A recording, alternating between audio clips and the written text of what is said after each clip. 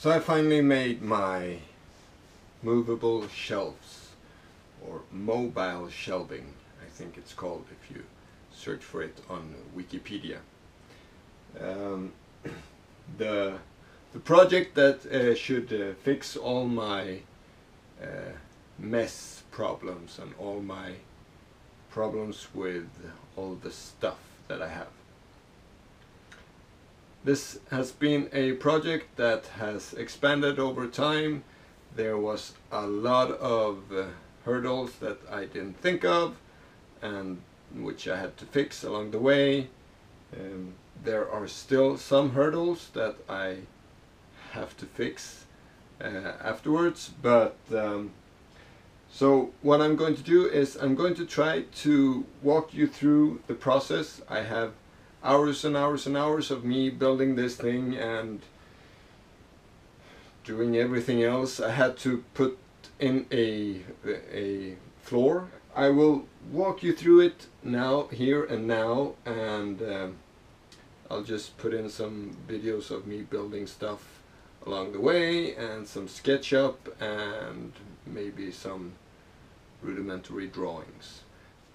So first things first, the reason I wanted this is I wanted to compact all my storage, have all my materials, tools, stuff like that in one place, and still have what Adam Savage calls first order of retrievability.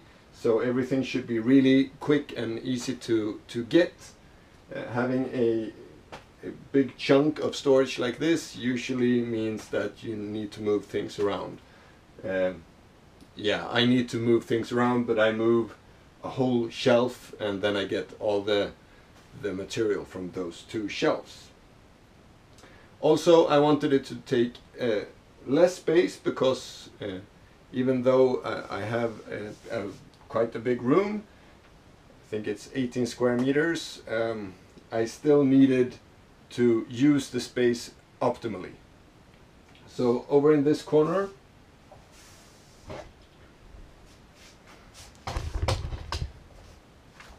I have all my synthesizers. They are not connected right now. They will be sooner or later. So I will, with lots of space, I can stand and play on all of them. And if you saw the video where I made my song booth, it is also here. So I move this down and I hang these out and I have my song booth. It's a whole video about this one.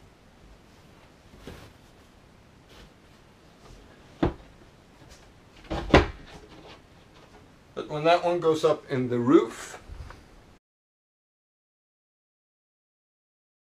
I can then move these shelves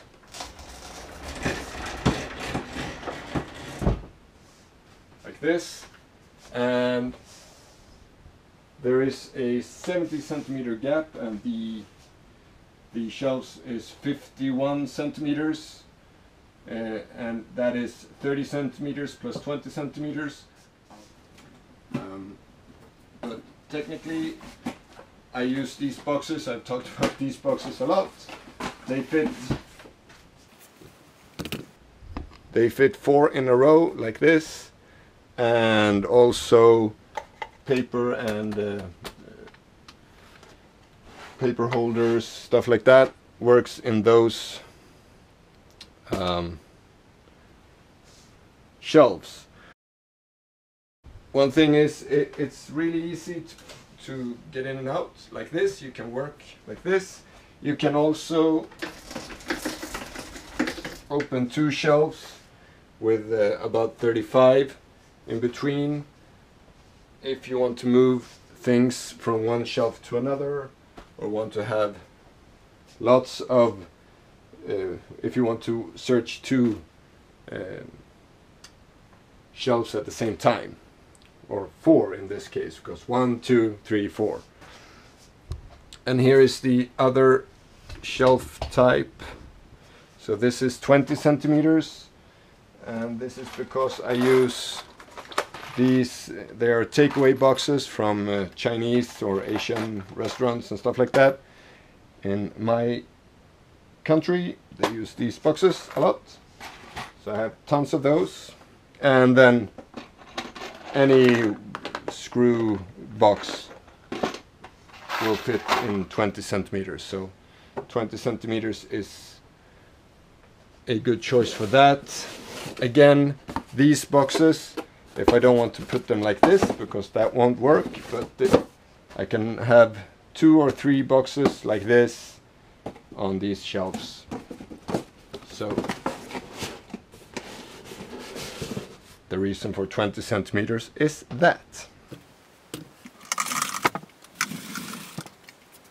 And here is the last shelf. So this is a shelf that is connected to my shelves that are stuck to the wall, and this one is also stuck to the wall. It is 40 centimeters, so good for placing all those things that doesn't fit in 30 or 20. These are the blue boxes I talked about. They are 30 centimeters like this, and they also fit 2 of these in a 30 centimeter shelf, if I wish to do that. That's it about the practical stuff, why I did this and how it works. Now let me show you how I built it. So the first things first, I built the base first. It was, so I figured out that it should be 80 centimeters wide and 51 centimeters deep, and that was because I wanted 30 centimeters on one side, 20 on the other, and then an OSB sheet in the middle, which is around 1 centimeter. So it's actually 11 millimeters, but that 1 millimeter I figured it wouldn't matter. So that's the reason for the size. If you want to do something similar, you of course have to make arrangements according to your storage needs. After I did the base, I then did the sides, and they are, well, they're the height of the ceiling minus 5 centimeters. I used the pocket holes to add the top plate. And then when I've done, so I did all the bases first and put them in place to see that it worked. And it worked, but as soon as I put the sides on, I noticed that they really wanted to turn. I couldn't keep them on a straight line. Even with weight on them, they were really eager to move in the wrong direction. And that's when I noticed 2 things or 3 things. My floor was really uneven, and it was also very cold. That has nothing to do with the construction, but it was cold, so that was another thing that led me to put in a new floor. It was uneven, and it also slanted a bit to this side. So what I needed to do, and so I needed to have a rail or something for the wheels to go in, but for that, so either I needed to do a raised rail, or I needed to make a lowered rail. So what I did is I bought a really cheap click floor, as it's called. It's laminate floor, and I put that in the whole studio, which really made a difference on the whole studio. And so I began, so this took almost a week because I couldn't move any furniture really out of the way, and all these shelves were already stuck in the walls, and the walls were there, so the floor is actually built around the floor, or the floor is built around the shelves, so I had to cut every shelf side out. And then the important thing was that when I came to this section where the movable shelf should be, I did a groove where the wheels are moving, and because actually 2 or actually 3 wheels, because another problem arose that they became really heavy, so I had to add another wheel. So there are 3 wheels here that go and keep the shelves from going straight. I also added some silver tape, gaffer tape, just to spare the floor a bit. I also did that. And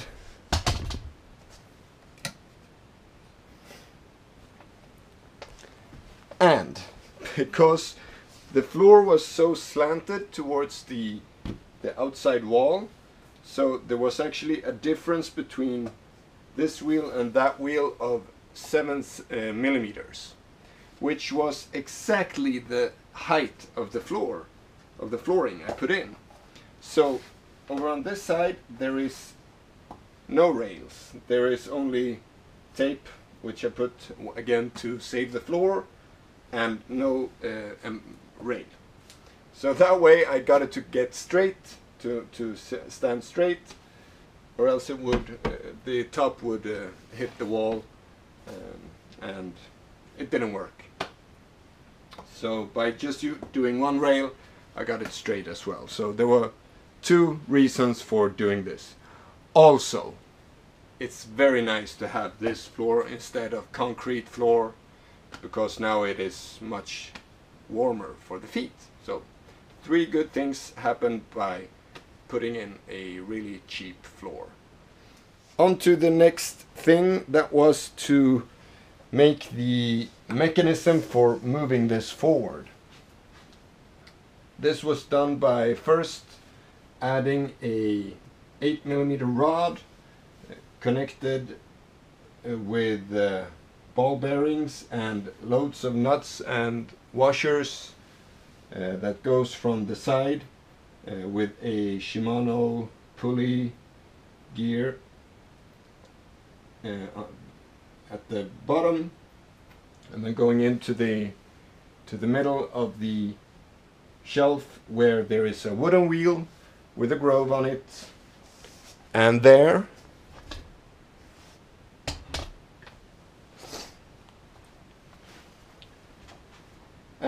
we have this wire that goes along over the wooden wheel and over to the next shelf.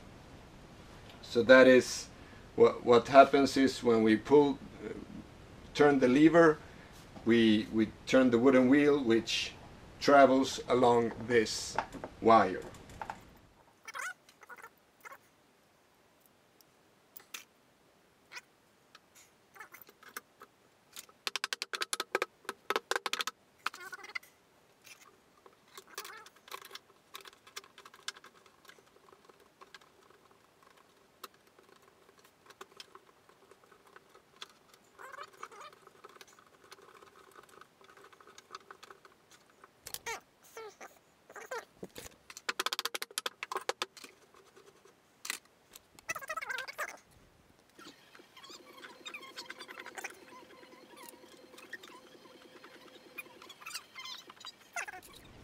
And then to finish the mechanism, I added a bicycle chain from the pulley gear at the bottom to another pulley gear up here at the top, which sits in just a plywood block, and in here there's a nut and then again a 8mm rod that goes through this washer here with these 3 screws.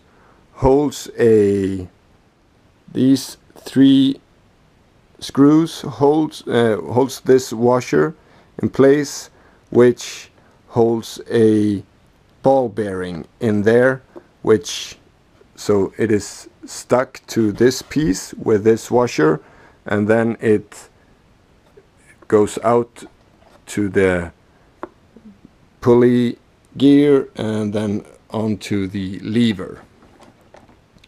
So that's how it works. And the same with the handle. I also added a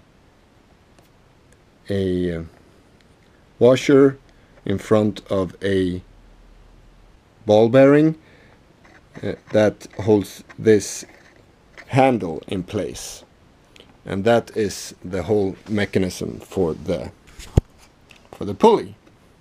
One more thing to this mechanism is this little block here, which is actually much better on this one, where I moved it to the side. You can see that all 3 devices, or all 3 lever systems, is a bit different. That's because it was trial and error, and I learned. So this was the first one, and then the second one, and the third one, I believe, in that order. So anyway, this is not just there's a hole in this block here for this 8mm screw to go in, and then it stands on this bolt. So by turning this bolt, we push this screw upwards, which tightens the chain. So if the chain gets too loose, we just tighten this screw a bit and it moves up, and everything is a bit more tight. So that was one really fast moving explanation of how I built this. It took me lots of weeks, which is the explanation of why I haven't posted videos in a while. Also, the post-production of this video has taken a long time, because I've tried to make this video that I'm doing right now in many different ways and haven't been able to find the right way to explain this in simple enough terms. So hope that this video will be the one that you are watching, that will be the one that actually made sense somewhat. So hope you like this project. I can really recommend this if you need a lot of storage. I should also, before I finish this video, tell you some of the problems that I still have with this, just so you know that you might want to think about this if you want to do something similar yourself. So first of all, CA glue. Use CA glue as soon as you know that your mechanism is okay and in place where it should be. You should put CA glue on everything to really make sure that it gets stuck there.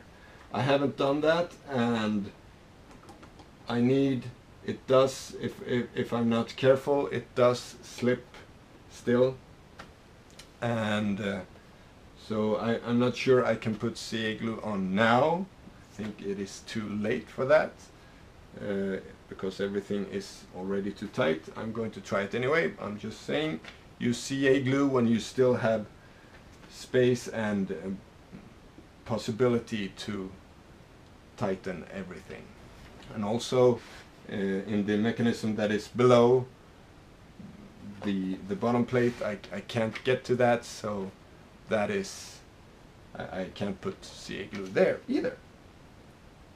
Also at the driving mechanism, I've used a wire.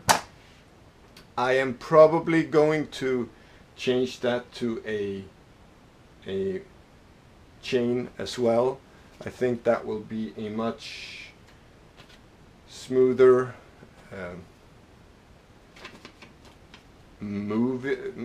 mechanism, because from the start this was plastic covered wire, which then was torn off, so the plastic loosened from the wire and got mixed up in the mechanism below, which got me in a lot of, which got the thing not to work, simply put. And when I took it off completely, then the wire is really rough, so it gets stuck on itself and tries to move over and locks itself in some position, so you have to go back and then forward again. And as someone already said when I did a vlog post saying I was making this, of course I've already thought about motorizing this with an Arduino and servos and stuff, and that is probably going to come in a later video, but there are of course ways to do that. I'm also going to do lighting. There is not enough lighting for this, so have to think of some way of making good lighting here. And also the reason they are too far down, that is, I need to really bend down to use the cranks. The reason is I just used a standard bicycle chain. Probably I should add another half to get it up here, and then I can stand with a straight back and still use the crank lever. So with that, again, hope you liked this video. If you did, put a thumbs up, and please subscribe for more videos like this and other Maker Arduino stuff videos. So until next time, take care, bye.